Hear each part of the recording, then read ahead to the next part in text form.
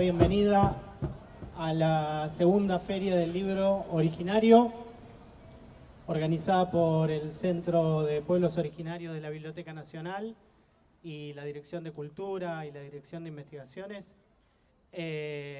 Para nosotros es un honorazo estar haciendo esta segunda edición de la feria, que permite que un montón de autores, un montón de editoriales acerquen sus textos al público, que la gente los conozca, que se armen redes, que se armen charlas, que permitan que las culturas y las lenguas de las comunidades, de los pueblos de nuestro territorio se vean, se escuchen, se conozcan y que eso nos permita generar una representación de la pluralidad que somos como sociedad. Así que para nosotros es un orgullo estar armando esta feria, que se enmarca en la muestra La Palabra Indígena, que es una muestra que inauguramos en agosto de este año y que va a estar en el tercer piso de la Biblioteca Nacional hasta diciembre, donde muchos de estos libros están exhibidos, están presentados. Después vamos a dar una charla acerca de la feria, de la muestra, perdón, acerca del catálogo y acerca de lo que nos convoca, que son las culturas indígenas. Y lo que vamos a hacer ahora como primera actividad es presentar el libro. Mi aymara no va a ser el mejor, voy a intentar decirlo. Jisca Nairanaka, Gistaña, Cerrar los Ojitos, que es el nuevo libro que presenta Marcelo Quispe, autor titiritero, docente, músico, polifacético, quechua guaraní. Y este libro, editado por Mburucuyá Ediciones, que es un libro para primeras infancias, en una edición bilingüe en castellano y en aymara. Y ahora me gustaría presentar a una de las factotum, las realizadoras de este libro, que es Lorena Méndez, editora de Mburucuyá, editora, ilustradora. No es la ilustradora de este libro en particular, pero tiene un largo recorrido en el trabajo editorial, en el trabajo de la literatura infantil y particularmente en la literatura infantil destinada a las culturas de nuestras primeras naciones. ¿Cómo estás, Lorena? ¿Bien? Bien, buenas tardes. Bueno, primero que nada agradecer a la Biblioteca Nacional por habernos invitado. Estoy más que nada acompañando acá a una gran figura, una gran persona que es Marcelo y bueno, obviamente un gran poeta, artista integral. La editorial Mburucuyá es una editorial de Rosario, hacemos libros ilustrados infantiles. Este libro que se llama Cerrar los Ojitos en castellano, y bueno, después lo dirán en aymara quienes saben decirlo. Es el primero de una colección de otros libros que vendrán de la colección Arroyo. El próximo, si todo acompaña, quizás lo podamos sacar en diciembre, que será traducido al quechua. El interés de la editorial es que justamente haya pluralidad de voces, también un acercamiento a la naturaleza, al cuidado de la naturaleza desde los distintos lugares. Me parece que los pueblos originarios, las naciones, son custodios que muchas veces, bueno, quedan muy en el frente de batalla, digamos, con esa gran tarea.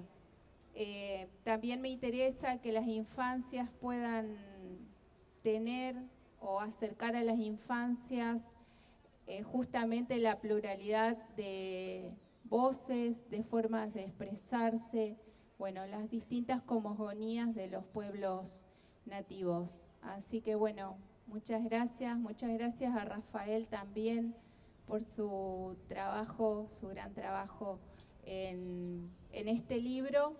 Así que bueno, le doy la palabra a quienes saben y son los protagonistas. Presento también a Rafael. Un aplauso, por favor. Bueno, a Marcelo, que lo nombré maestro, poeta, titiritero de origen quechua guaraní. Entre sus libros se encuentran Mainumbí, La Cajita Luna, Soncoy Multicolor, Niña Luna, un poemario trilingüe Bichividas, El Despertar Yaguareté, además de producciones en Pacapaca y demás. Y Rafael Apaza Vargas, traductor de la lengua aymara, docente de la lengua aymara. Entiendo que es un trabajo un poco coral, en cruce la autoría en este libro. Y nada, quería que nos cuenten un poco de qué trata Cerrar los Ojitos y cómo fue este trabajo que realizaron.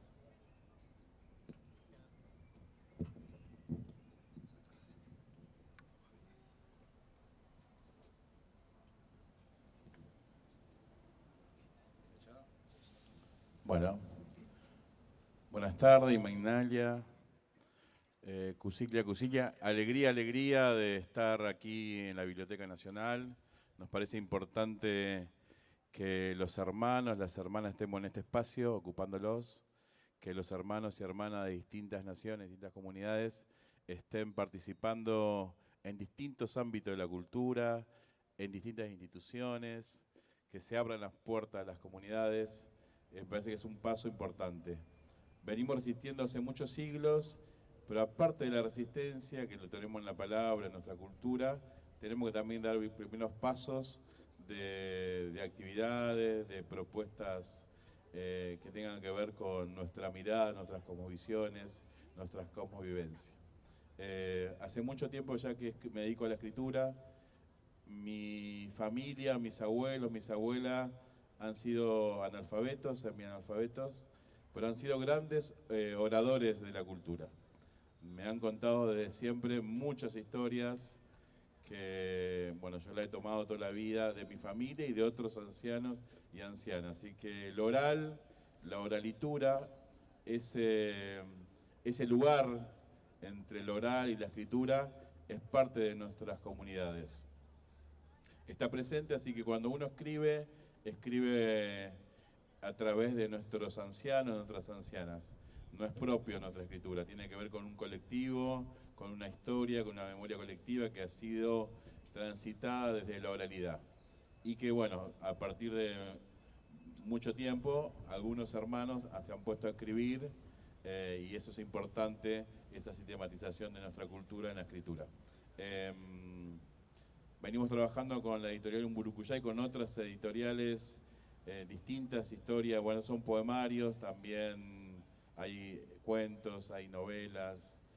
Y la idea que venimos trabajando con Rafael, que es de la cultura de la nación aymara, es poder trabajar con distintos hermanos.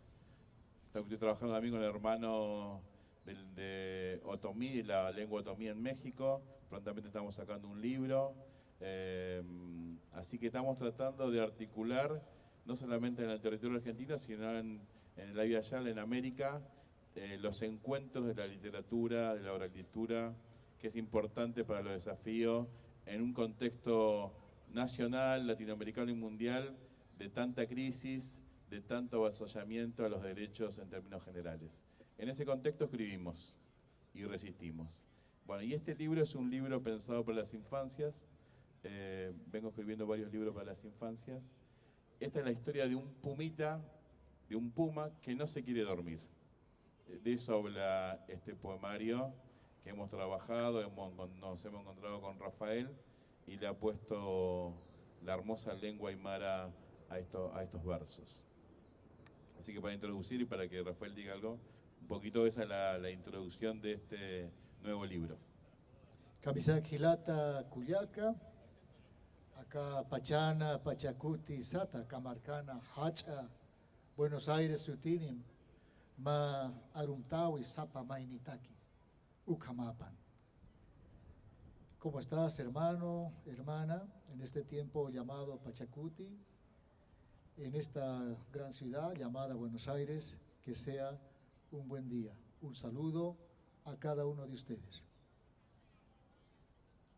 Bueno, hermano, contanos un poquito cómo venís trabajando acá, qué venís haciendo. Sí, soy miembro del Espacio La Huaca, del Parque Avellaneda y también de la comunidad Sariri Argentina.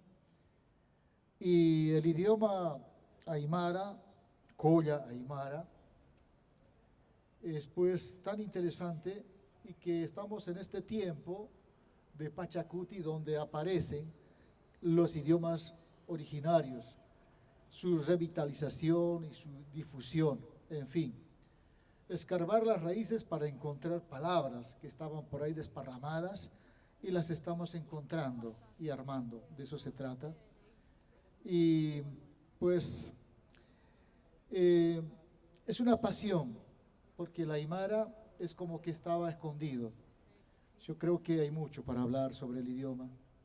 Y bueno, en estas circunstancias actuales nos encontramos en el Malón de la Paz el año pasado, en la Plaza Lavalle. Recuerdo muy bien, acá con el hermano Marcelo Quispe. Digo hermano, quiero aclarar también algo, que todos somos hermanos porque nos consideramos, de acuerdo a la cosmovisión Colla, aymara, somos hijos de la Madre Tierra y del Padre Cosmos. Por tanto, todos los seres vivos, plantas, animales, seres humanos, somos hermanos. Así que bueno.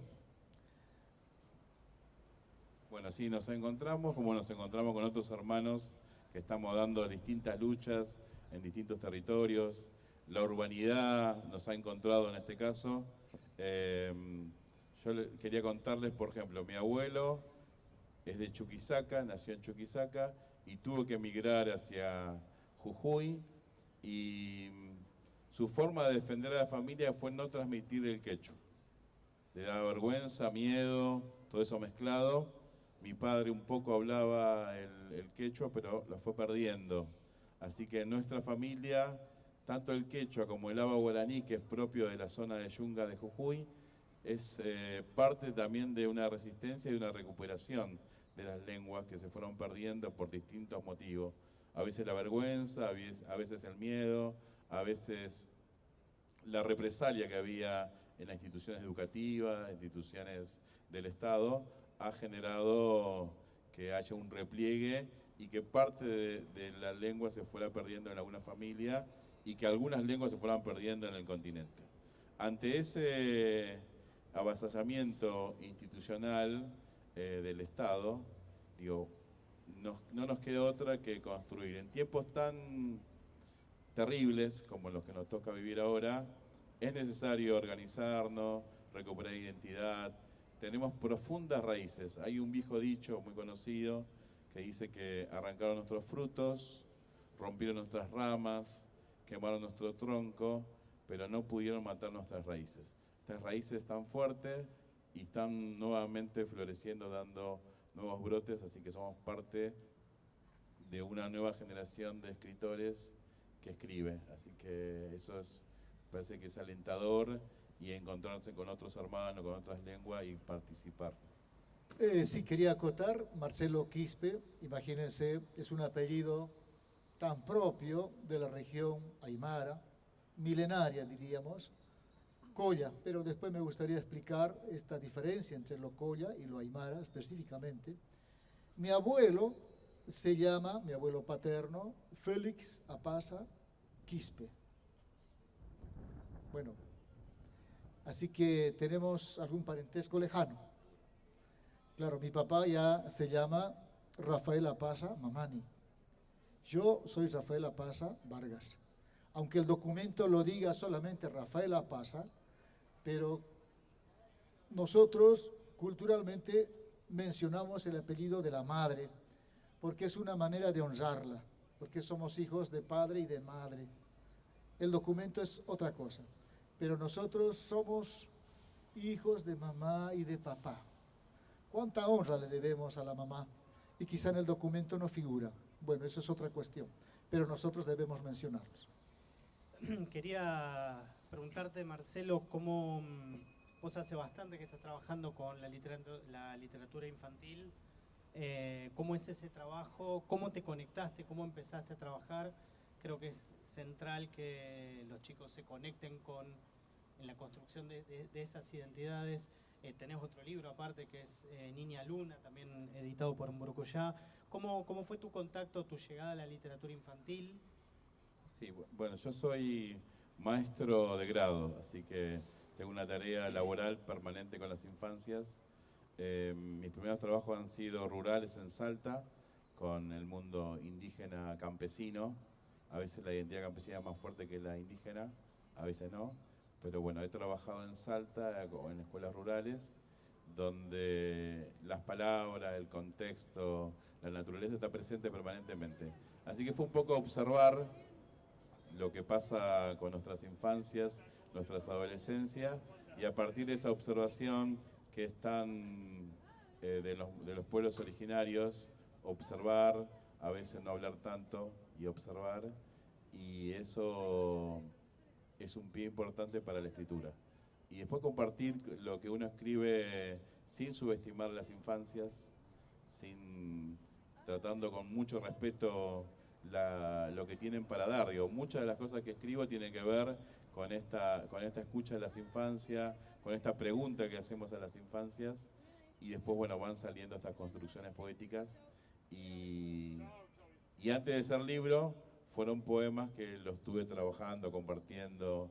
Antes de llegar a ser un libro, fueron poemas que estuvieron circulando, trabajando con distintas infancias en Salta, en Rosario con las comunidades COM, acá en Buenos Aires con distintas comunidades. Bueno, es un ida y vuelta, abre muchas puertas la poesía, así que uno va, viene, se repregunta y después escribe. A veces uno quiere estar corrigiendo y bueno, lo edita, si no estaría corrigiendo permanentemente. Ahí no solamente pienso en el caso de Niña Luna, que no solamente hay una búsqueda de poner en juego las culturas, las cosmovisiones, las cosmovivencias, sino que también hay otras discusiones que se ponen en juego. Hay muchos personajes de tus otros textos que son mujeres, que quizás no es lo más común, sobre todo en el imaginario de héroes, de protagonistas de las aventuras, cómo es esa búsqueda y cómo dialoga también esa búsqueda con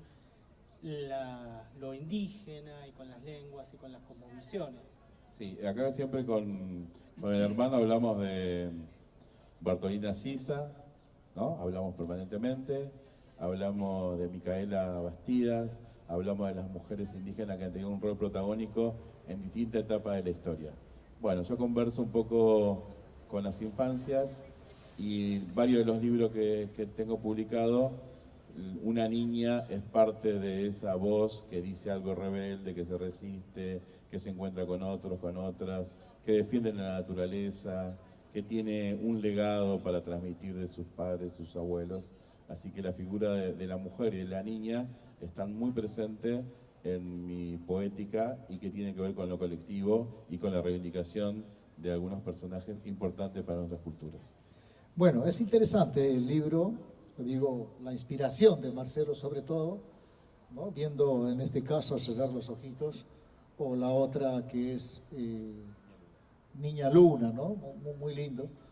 Y bueno, eso nos retrotrae también a lo que es nuestra propia cosmovisión, ¿no? Es muy profundo ese sentido poético que tiene y que inspira también, y que llama, o mejor dicho, desafía a una, yo no diría traducción, sino interpretación, ¿no?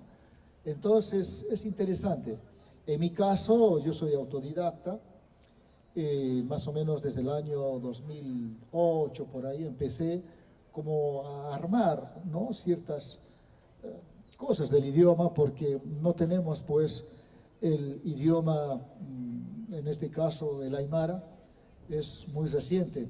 Si viéramos la historia, pues recién en el año 1985 se elabora, se consensúa, se aprueba, diríamos también, o se oficializa tal vez, el alfabeto único de la lengua aymara. Es a partir de ahí que recién se empieza a usar y difundir sobre todo. Anteriores escritos a esta fecha, pues lo han escrito como pudieron, ¿no?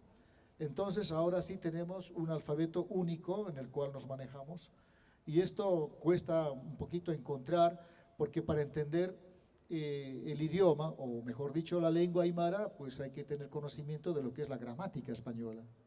Entonces hay varias características propias del aymara que no los tiene el castellano, ¿no? Entonces es ahí donde he profundizado un poco más. En cuanto a la fonética, bueno, la aprendí de mis padres, porque debemos comprender que nuestras lenguas originarias fueron prohibidas, netamente y drásticamente sancionadas, ¿no? Sobre todo en esa región andina, ¿no? Porque donde estaba mucho más la presencia de los españoles, ¿no? Entonces creo que estamos en este tiempo llamado Pachacuti, vuelvo a decir, porque es un tiempo donde aparece esto, es un tiempo de cambio, es un tiempo de resurgimiento de los pueblos originarios, es un tiempo de cambio de conciencia. En fin, hay mucho para hablar sobre este tema. Les quería preguntar, en ese caso a los dos, o sea, los dos lo que cuentan es precisamente ser de una generación que no tuvo ese trasvasamiento de la lengua o que la fue encontrando o armando en retazos de la familia, pero muy atravesada por la vergüenza, por el acallamiento. ¿Cómo ven en la actualidad, principalmente vos, Rafael, que enseñás, si hay un mayor acercamiento, un mayor interés y hay una mayor conexión con esas lenguas y con esas culturas? Si bien sobrevivió oralmente, ¿no? Pero entrar a la escritura, pues, es tan complicado.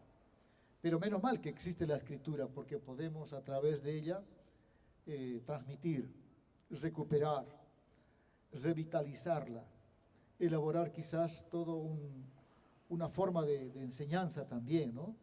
Pero bueno, en eso estamos. Creo que el idioma aymara cada vez es más, diría, no solo interesante, sino que tiene un contenido muy profundo. Y bueno, hay mucho para hablar sobre este idioma, pero no sé, muchos han escrito, han investigado, sobre todo desde que han llegado los primeros españoles y se han introducido. Tenemos como un antecedente muy importante el diccionario del año 1612, más de 400 años, ¿no? Entonces todavía está ese diccionario y se puede adquirir. Y es interesante, casi un 90% de sus palabras registradas todavía son vigentes. Otras, claro, están en desuso. Y así, a lo largo del tiempo, pues siempre fueron los que han escrito los criollos, porque tenían acceso a la escritura. Y los nuestros, los aymaras, los collas, no. Pero recién aparece, tenemos otra fuente también, otro antecedente, en el año 2004 aparece un primer diccionario hecho por un lingüista aymara, netamente. Me refiero a Félix Laime Pairumani. Y es el que tiene más diversidad de palabras inclusive, y es de una región considerada como, podríamos decir, recomendable para el idioma, porque no nos olvidemos que a medida que va el espacio físico, hay otros, podríamos decir, regionalismos también, ¿no? Palabras propias de los lugares. ¿Crees que vas a decir algo? No, quería simplemente recordar que nos conocemos con el hermano Rafael y hace unos años ya falleció Felipe Quispe, falleció hace 2 años. Felipe Quispe Huanca, llamado el Malcu, un sobrenombre que, figura o denota, mejor dicho, una autoridad. En este caso, no comunitaria, porque en la comunidad sí existe este título, pero sin embargo él en la política, ¿no? Es un seudónimo, digamos así, un sobrenombre. Malcuc siempre hace referencia también a nuestro cóndor. Sí, estuve un poco pensando la traducción, la interpretación al aymara. Tuve la posibilidad de estar con Felipe Quispe, viajar con él, conocer las comunidades alrededor del lago Titicaca, ver la experiencia comunitaria durante un tiempo. Así que bueno, y ahí las comunidades alrededor del Titicaca hablan aymara, todas las comunidades, que es la lengua primera. Así que reivindicar, bueno, a este hermano luchador en el nombre de él a otros luchadores. Y bueno, me parecía interesante poder, este libro para las infancias, que tuviera la voz aymara y que pudiera llegar a las escuelas no indígenas, también a los mundos indígenas, pero que llegue a otros lugares, que me parece importante la difusión, la visualización, el debate con el mundo no indígena. Sí, imagino que la idea del libro bilingüe no solamente es que las propias personas de las comunidades se identifiquen, sino también que los que no son de las comunidades empiecen a escuchar, a reconocer esos otros sonidos, esas otras lenguas que forman parte intrínseca de nuestra sociedad, aunque no las escuchemos, aunque no las veamos. Y te quería preguntar en tu caso en particular, en tu trabajo como docente, o sea, ¿cómo aparece ese trabajo? A veces el prejuicio tiene que ver con el desconocimiento, porque en las infancias he trabajado en muchas escuelas, en Santa Fe, en Salta, en Buenos Aires, y he viajado por las provincias de Argentina. Una vez que dialogamos con las infancias no está, y uno empieza a hablar de las lenguas, de cómo suenan, de sus orígenes, y no está el prejuicio. Una vez que empieza a conocer es como algo más que se puede dialogar con las infancias en nuestro país y seguramente en otros países. Así que hay que avanzar, hay que trabajar, hay que difundir, es una tarea gigantesca, pero bueno, es la tarea que tenemos que hacer en esta época. Sí, quería aportar también, bueno, quizás el idioma aymara en el actual territorio argentino no está. Solamente han quedado nombres de lugares, me refiero a los topónimos. Pero en mi caso particular, si bien yo nací en la década del 50, allí en El Carmen, provincia de Jujuy, pero mis padres, que eran del territorio aymara, netamente, de aquella región tan antigua, milenaria, llamada como Pacaje, Pacajaque, ¿no?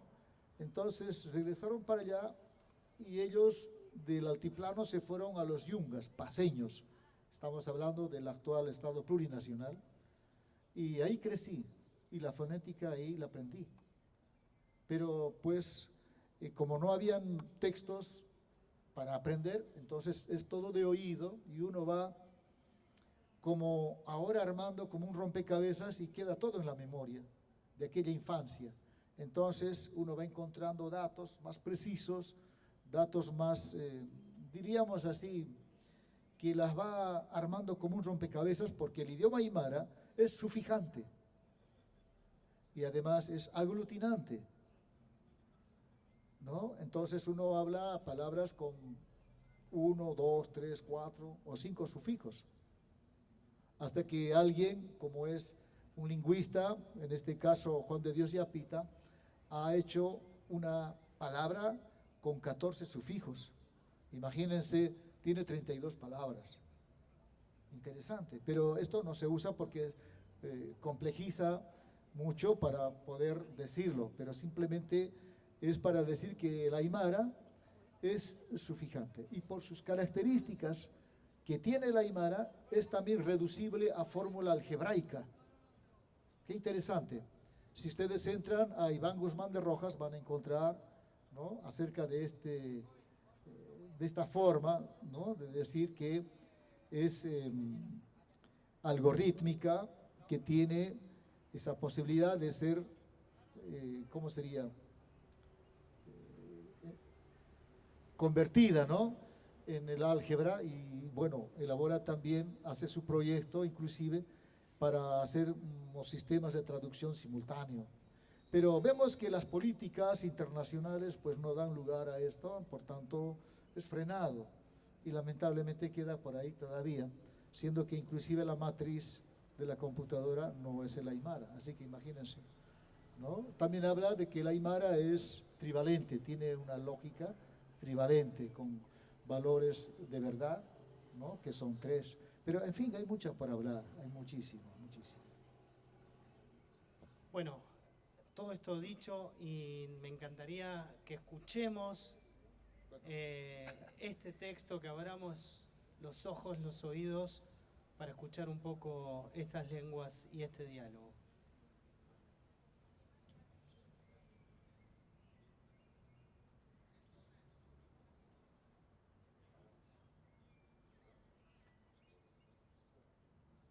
Bueno, vamos a compartir este poemario. Es la historia de un pequeño puma. Es tiempo de cerrar los ojitos, ya bájate de los cerros. Hay que descansar, cuidado que vienen los perros. Hiskanairana kamaja, histan pacha hewa, kayunakat sarakanima, samara ñawa, anuna caja, jutaskiwa, ukataraki.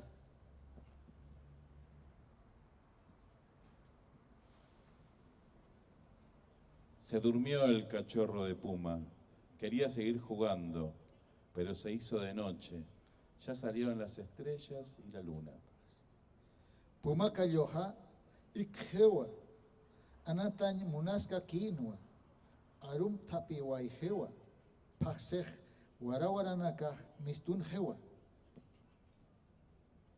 Ay, pequeño, sigue soñando. Nubecitas rellenas de plumas, con el inmenso lago azul y la blanquísima espuma. Samkasis kakin pumakayo, kenayana caja, puyuna campi wali pokantatawa, sami laram hacha kotampi, sinti hanko hapoko pampi. Es tiempo de cerrar los ojitos. Bájate ya del sagrado cerro. Deja de gruñir a los colibríes. Cuidado que vienen los perros. Hiska nairana kamaja, histan pachajewa, koyan koyuta sarakan hakimaya, lulina kamaroja han tuwasimti, anunaka jutaskiwa, ukataraki.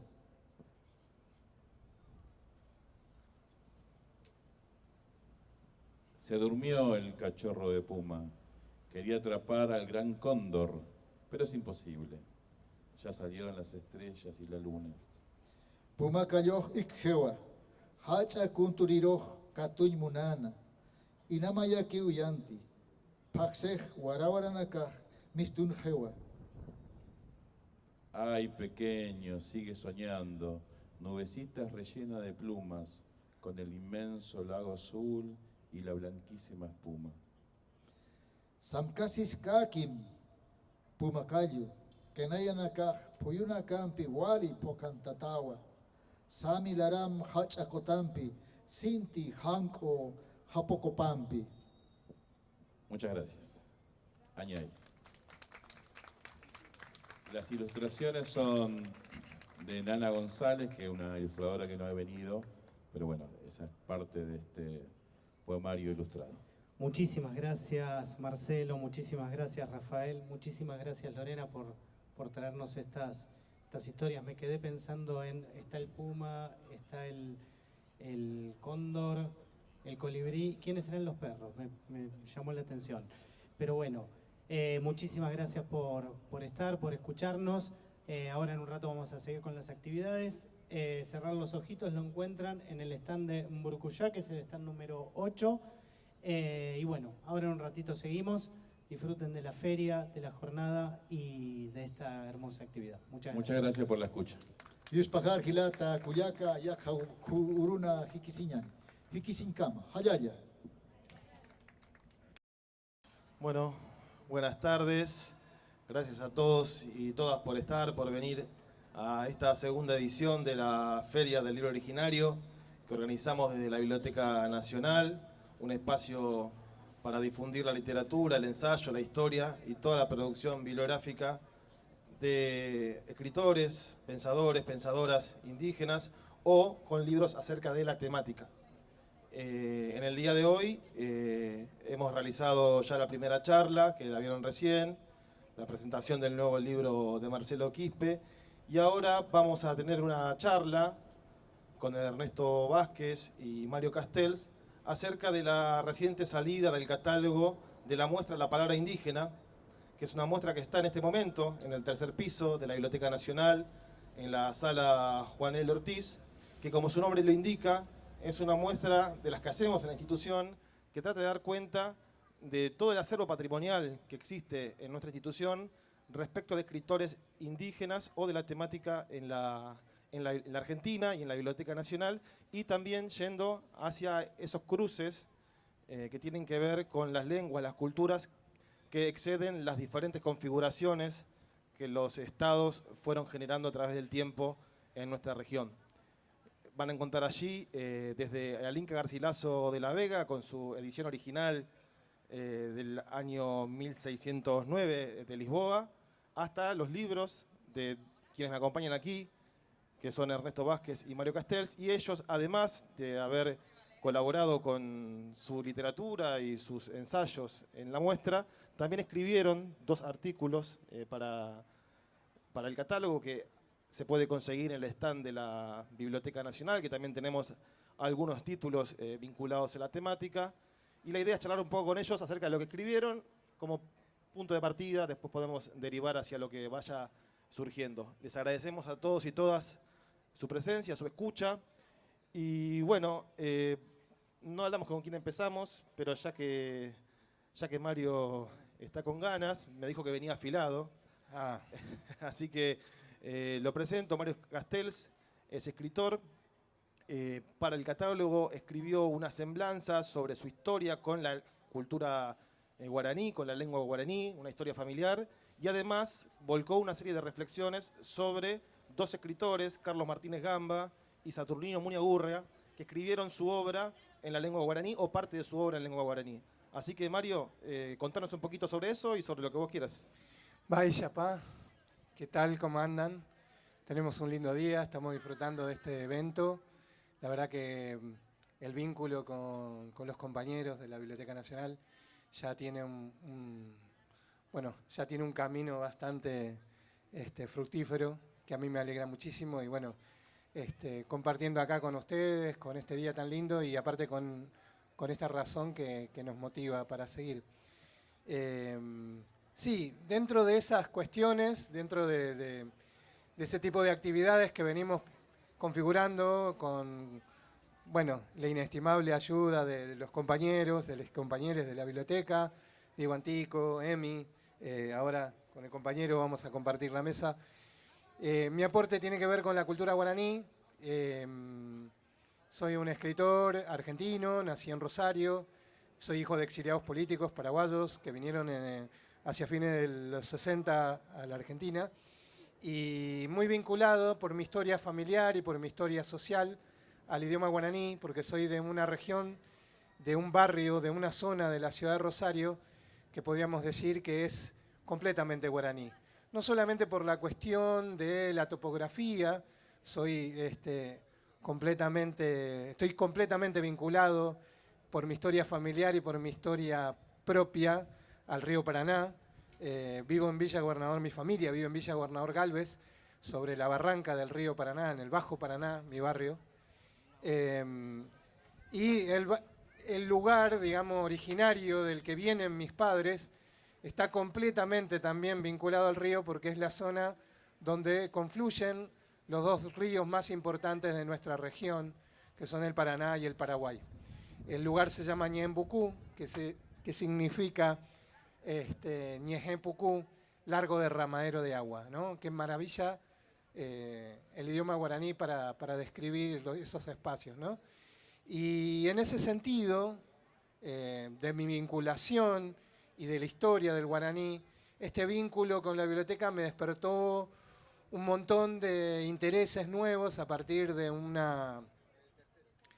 de un proyecto, de una beca, de una serie de estudios que convocaron allá en tiempos de pandemia, que me dispararon la necesidad de investigar, de profundizar en la obra de un escritor paraguayo, se quiere caer nomás, así que anía y pega,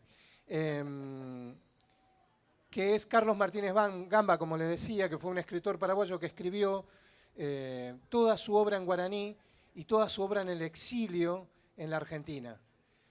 Fue un escritor que no solamente eso, no solamente construyó una literatura en guaraní desde el exilio de la lengua, sino que también sus modos de producción del libro se anticiparon en un montón de cuestiones a lo que aconteció en la Argentina en el 2001, pienso en tiempos de tanta carestía y de tanta creatividad como fue, por ejemplo, el libro cartonero.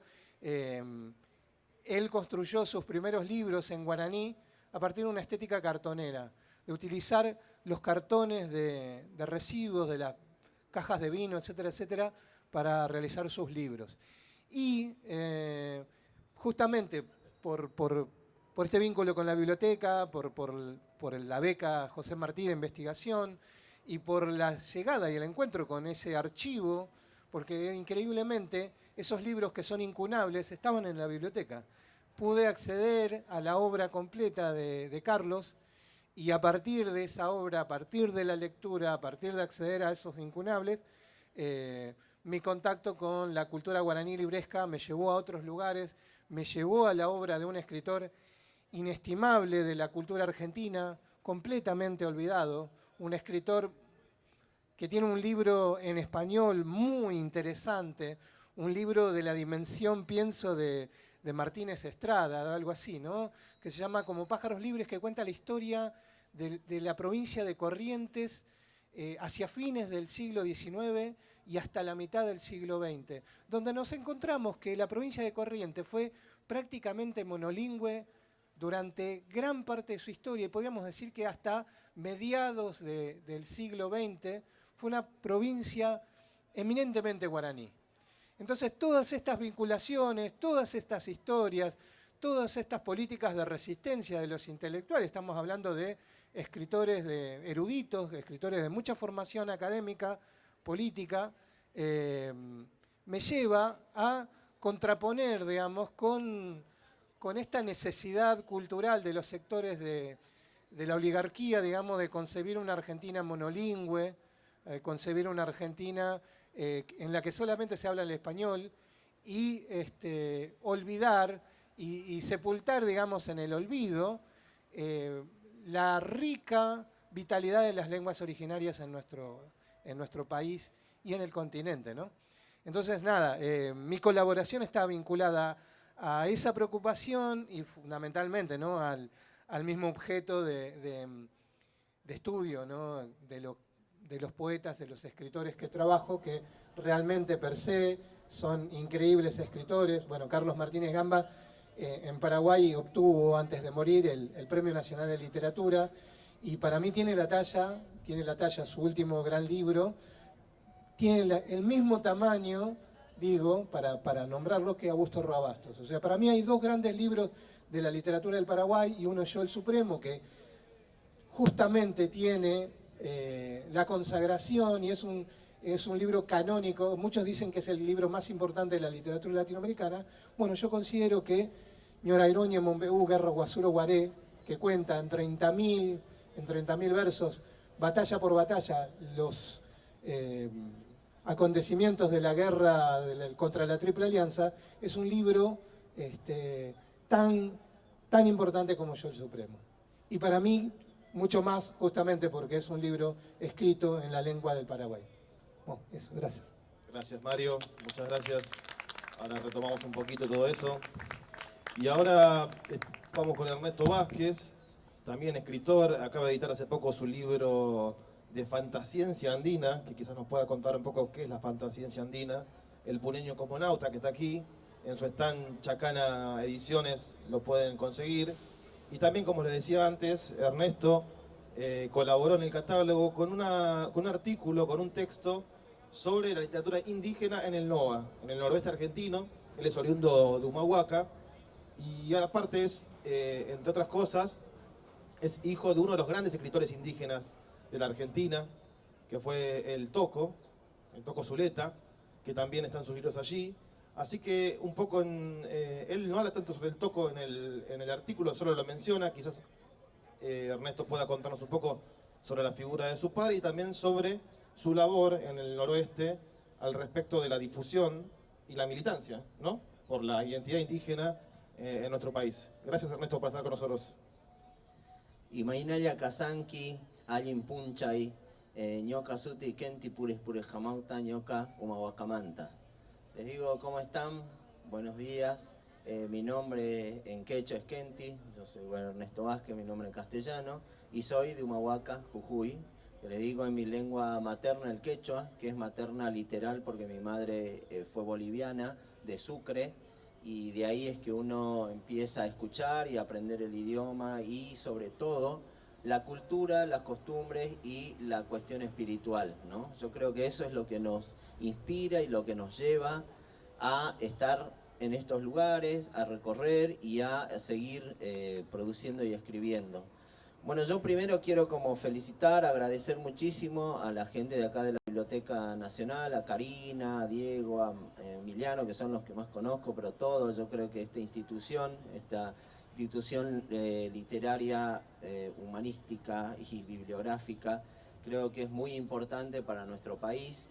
Y yo soy archivólogo también, enseño en bibliotecología, o sea, sé de qué se trata. Y el otro día me emocioné muchísimo al ver la muestra, la exposición de este material que está aquí, o sea, ver nuestras obras, las obras de mi papá y de otros autores en este lugar, en este reservorio, en este recinto. Creo que es importantísimo, un poco como decía él, de que existan y estén conservados ese material, ¿no? Que creo que esa es una de las puntas o uno de las motivaciones o uno de los sentidos por los cuales nos introducimos a las letras, nos introducimos a la literatura. Mi padre fue uno de los pioneros, él empezó a escribir en los años 60, sus primeras obras se las publicó él mismo en el 69, 70, porque era maestro rural en el campo, en escuelitas rurales de La Quebrada y Punas Jujeñas, y esa experiencia y esa riqueza o esa motivación hizo que él empiece a escribir y a publicar sus libros y obras. Él tiene hoy editadas y publicadas 18 obras, 18 libros de ensayo, poesía, cuentos, todo basado en hechos reales, basado en nuestra espiritualidad, en nuestra vida, en nuestras costumbres, en la vida de la gente del campo. Y creo que ese camino que él inició es el que estamos transitando ahora, por eso también me sorprende y me emociona que se arme una feria del libro de pueblos originarios, que es donde nos encontramos y donde venimos y donde compartimos estos saberes, ¿no? La literatura india, la literatura indígena, también, como decía mi papá, es algo que lo tenemos que hacer para que quede el registro, más allá del formato de la lengua, de nuestras vidas, de nuestras costumbres, de nuestra cultura, de nuestra identidad.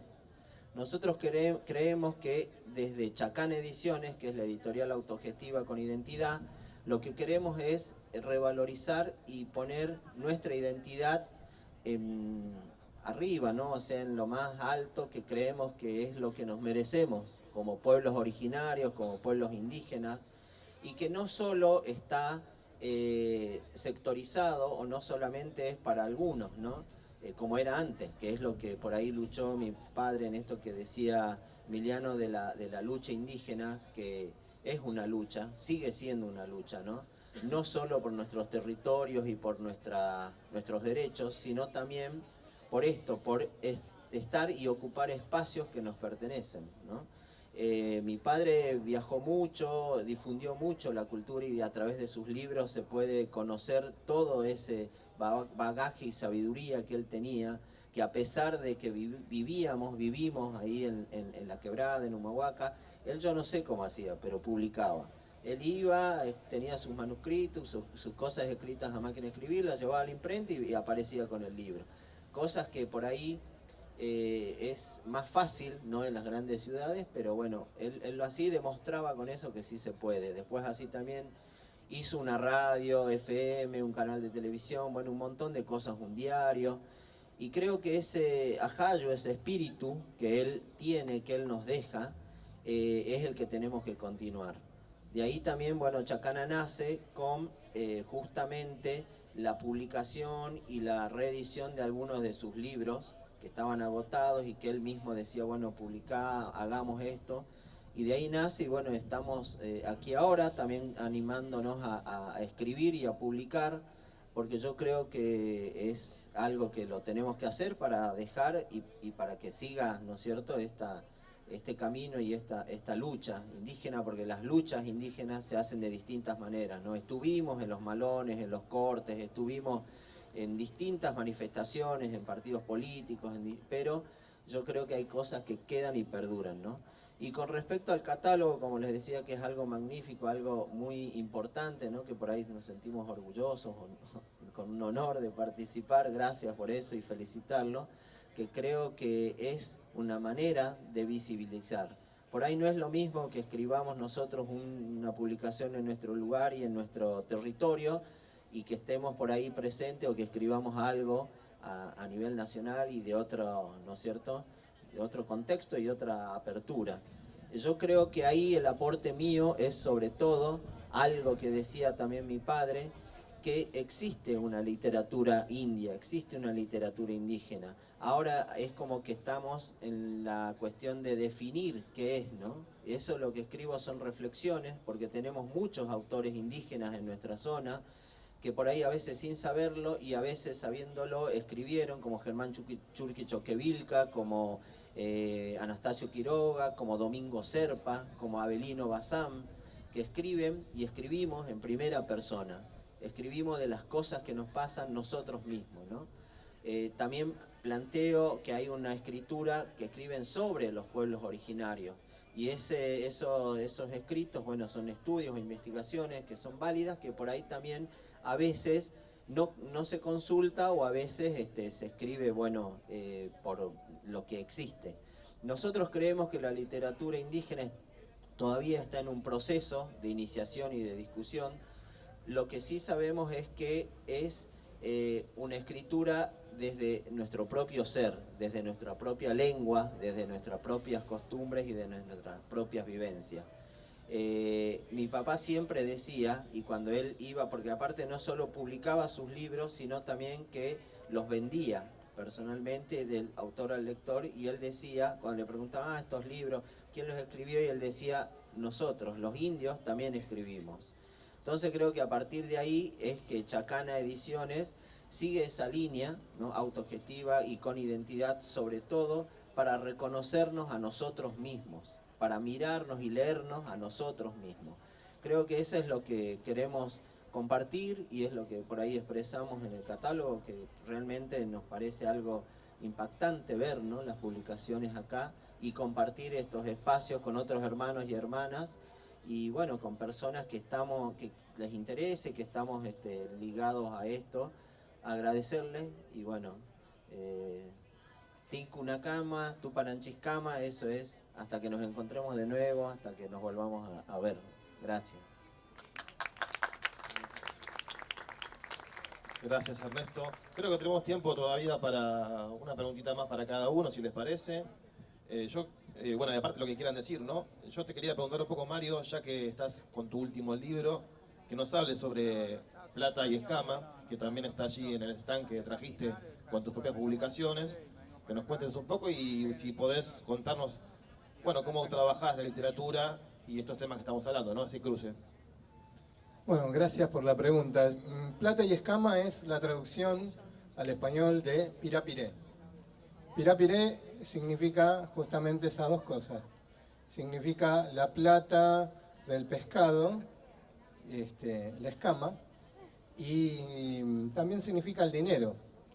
Y esta historia es una historia de ficción de tres flacos, de tres chabones que se van a pescar al delta rosarino y conviven, digamos, con la situación de tres personas que viven en un conurbano de una gran ciudad y que provienen de la misma región y del mismo área cultural, ¿no? Uno es el hijo de un correntino, el otro es el hijo de y los otros dos son dos hijos de paraguayos, ¿no?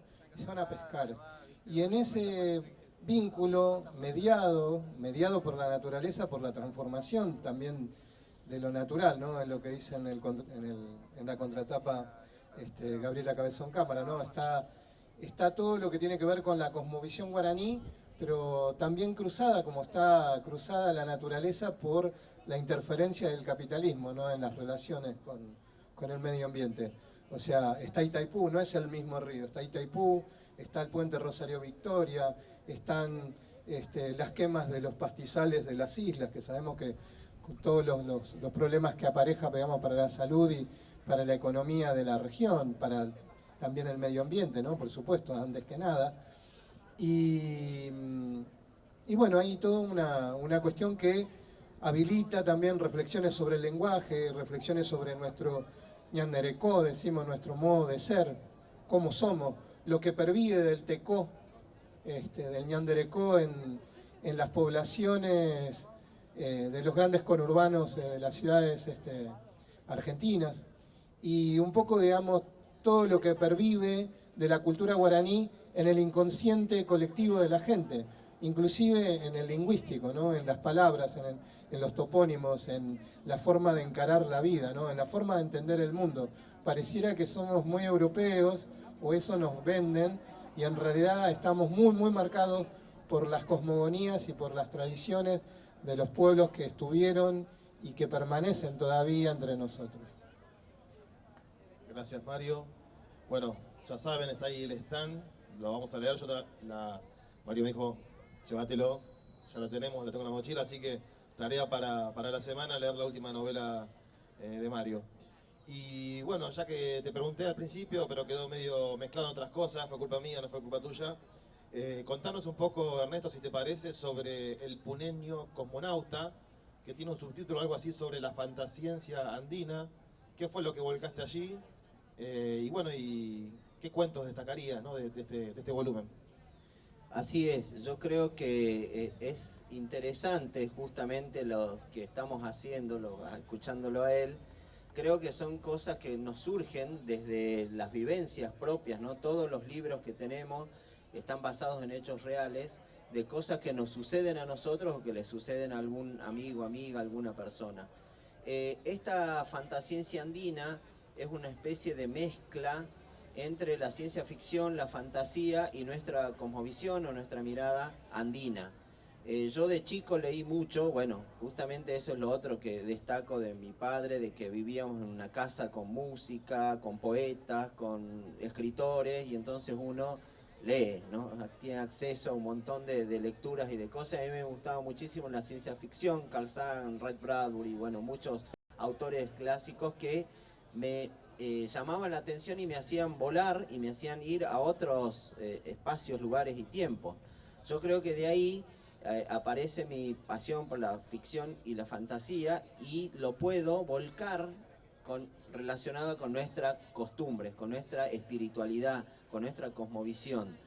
Esa mezcla surge ahí, la fantasciencia andina, porque están situadas la mayoría de los cuentos en la quebrada Ipuna jujeña.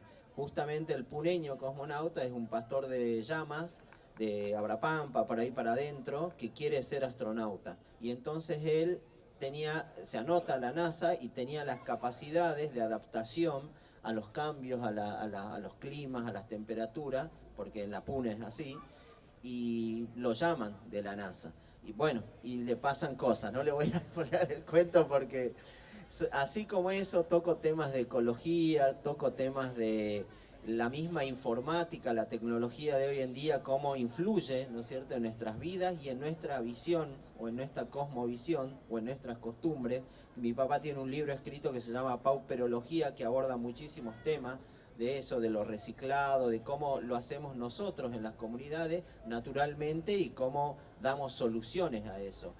Hay uno de los cuentos que me gusta a mí, que es muchos, que se llama El Calaguaya. El Calaguaya es un médico sabio, un médico brujo, los médicos, los calaguayas viven en La Paz, en la parte de las yungas adentro en Bolivia, y que mi padre tiene una novela escrita que es Chincanqui, que es un calaguaya y un agitador, y que justamente me inspiró para contar una anécdota de ese médico que lo persigue la policía porque hacía medicina ilegal, y él le decía: somos patrimonio de la humanidad, nosotros acá tengo un carnet, nosotros sabemos curar y sanar, y yo se lo puedo demostrar, le decía al policía mientras lo llevaba preso.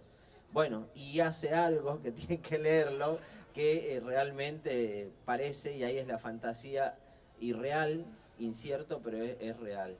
Y yo creo que los cuentos se basan, hablo mucho de un cerro sagrado que tenemos en Humahuaca, que es el Cerro Negro, que tiene una energía, que tiene un poder. Para nosotros los abuelos, los achachilas, los apus son los seres tutelares que nos cuidan y que nos curan.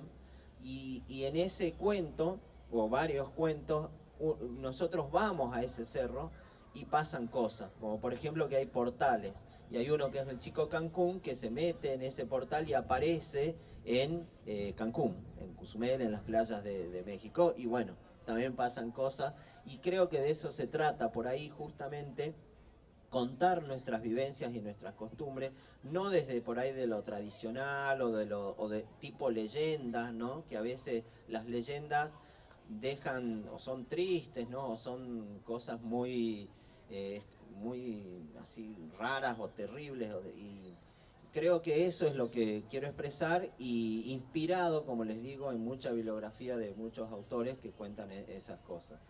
Así que bueno, es eso la fantasciencia, el puneño, cosmonauta. Gracias, Ernesto. Bueno, gracias a todos y todas por estar aquí.